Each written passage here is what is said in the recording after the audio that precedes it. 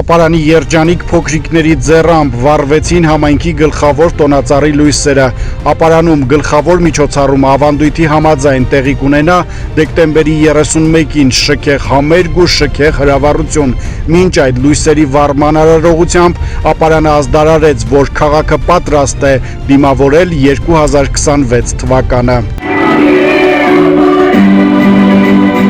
Քաղաքը ողողված է տոնական լույսերով, հնչում է այս տարի ստեղծված Ապարանի հարմոնիա նվագախումբ երգչախմբի «Արի Ապարան» երգի պրեմիերան։ Հեքիաթը այլևս իրականություն է, ուժեղ քամու ավերած զարդարանքների մասին արդեն ոչ ոք չի հիշում, ամեն ինչ ավելի գեղեցիկ է վերականգնվել։